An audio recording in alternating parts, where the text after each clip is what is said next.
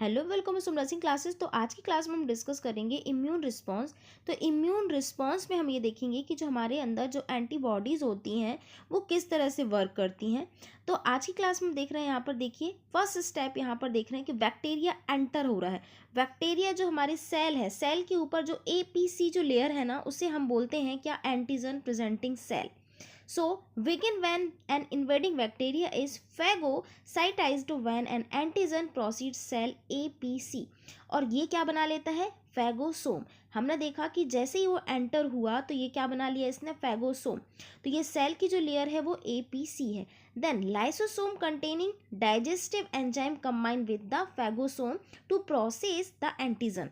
यहाँ पर क्या हो गया कि इसने क्या कर दिया, फैगोसोम के साथ लाइसोसोम मिलकर क्या बना रहे हैं यहाँ पर, प्रोसेस, एंटीजन प्रोसेस कर रहा है। And proceed antigen combine with the MSC class second protein and are presented on the surface of the APC। अब देखिएगा, ये जो फैगोसोम है लाइसोसोम से कनेक्ट हुआ, देन यहाँ पर MSC जो प्रोटीन है, क्लास सेकेंड प्रोटीन इसमें कंबाइन हो रहा है। देन यहाँ पर क्या होगा कि APC की सरफेस में जाके ये बैठ जाएगा। तो आप ये 3D की हेल्प से देखिएगा कि जो प्रोसीड एंटीजन है MSC से कंबाइन होने के बाद APC एंटीजन प्रेजेंटिंग सेल की सरफेस में क्या हो गया, यहाँ पर बैठ गया। तो देखिए यहाँ पर ये जो सारे MSC हैं वो क्या हो गए, यहाँ पर बैठ चुके हैं। अब जो नेक्स्ट स्टेप हमारी होगी, helper T cell recognize the displayed antigen on the APC and bind to the MSC class second protein antigen protein complex। तो ये जो MSC प्रोटीन कॉम्प्लेक्स हैं जो हमें APC के बाहर देखने को मिल रहे हैं, हेल्पर T सेल्स क्या होंगी, यहाँ पर बाइंड होंगी। और हेल्पर T सेल जैसे ही बाइंड होंगी ना, तो this binding trigger the to APC to release the cytokine. जैसे ही हेल्पर T सेल क्या होगी इसमें कंबाइन होगी, तो वैसे ही क्या होगा इसमें, APC एंटीजन प्रेजेंटिंग सेल से क्या होगा, यहाँ पर साइटोकाइन रिलीज होगा। अब जब साइटोकाइन रिलीज होगा तो वो क्या कर देगा, एक्टिवेट करेगा हेल्पर T सेल को, और activate helper T cell release the cytokine IL second which stimulate the T cell of to proliferation. अब देखिएगा, जैसे ही एक्टिवेट हुए T सेल, तो यहाँ से भी क्या हुआ, देखिए साइटोकाइन रिलीज हो रहे हैं। तो एक्टिवेटेड हेल्पर T सेल से भी साइटोकाइन रिलीज होंगे, जो कि क्या करेंगे, यहाँ पर जो हेल्प करेंगे T सेल को प्रोलिफरेट करने के लिए। अब इन जो एक्टिव हेल्पर T सेल का क्या होगा, प्रोलिफरेशन होगा।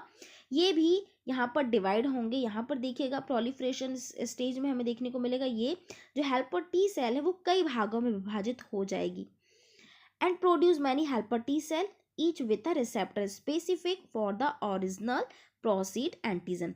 ये सारे हमारे क्या हो जाते हैं, ओरिजिनल प्रोसीड एंटीजन बन जाते हैं। तो ये एक्टिवेशन फेज हो जाता है। अब नेक्स्ट जो एक्टिवेट तो हो गए, अब इफेक्टर फेज में देखेंगे कि किस तरह हेल्पर T सेल वर्क कर रहे हैं। देन ये हमें देखने को मिल रहा है B सेल। तो अब ये जो इफेक्टर फेस है, इफेक्ट कैसे कर रहा है, तो begin when a V cell that exhibit on its surface on IgM। वहाँ हमने ACP देखा था, इस सरफेस में हमें IgM रिसेप्टर देखने को मिल रहा है। So for the same antigen originally engulf by the APC। यहाँ पर क्या होगा, जो बैक्टीरिया होगा तो IgM रिसेप्टर के हेल्प से क्या होगा, ये इनगल्फ होगा। तो यहाँ पर हमें देखने को मिल रहा है IgM रिसेप्टर के हेल्प से बैक्टीरिया इनगल्फ होगा।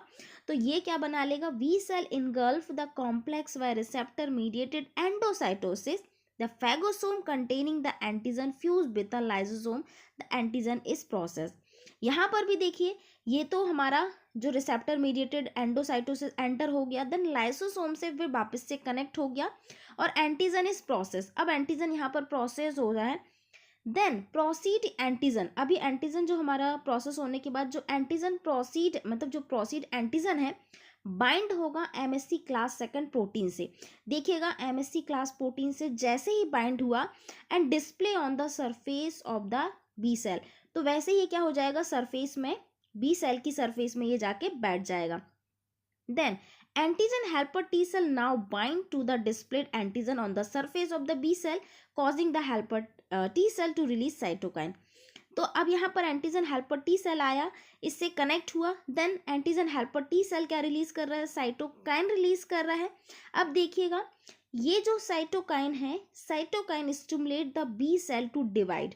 ये साइटोकाइन क्या करेगा, B सेल को डिवाइड करेगा and proliferate into identical B cell copies. तो जो साइटोकाइन है यहाँ पर देखने को मिला कि ये कॉपीज बना रहा है। पहले तो क्या करेगा, इसे डिवाइड करेगा, देन इसे प्रोलिफरेट करेगा।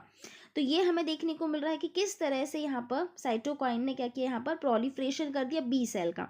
अब B cell differentiate into antibody producing plasma cell and memory cell. तो जो बी सेल है वो क्या कर रही है, प्रोड्यूस कर रही है एंटीबॉडी, प्रोड्यूस कर रही है कौन कौन सी, plasma cell and memory cell. तो प्लाज्मा सेल और मेमोरी सेल यहाँ पर इसने क्या किया, प्रोड्यूस किया बी सेल ने।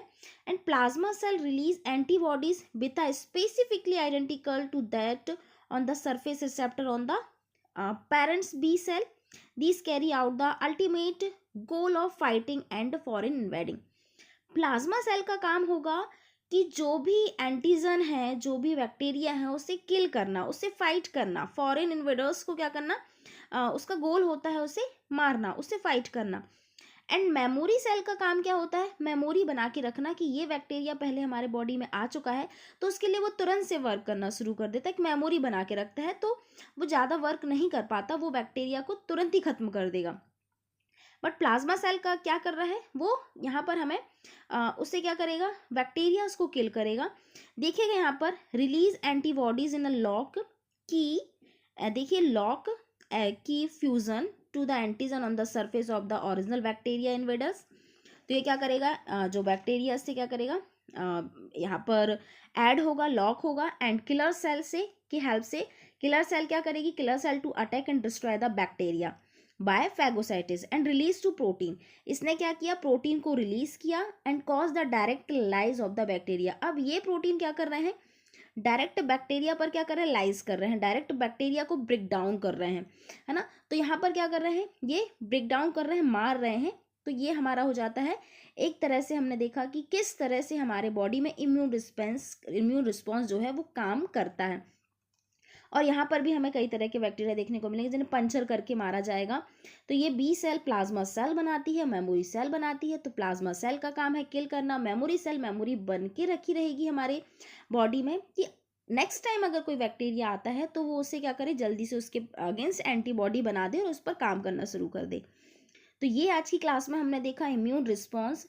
आई होप कि आपको इस लेक्चर में इस थोड़ी सी 3D पिक्चर के हेल्प से आपको कुछ समझ आया होगा। हिंदी एक्सप्लेनेशन किया है तो ये आपको समझ आ ही गया होगा। So thank you so much for watching my videos.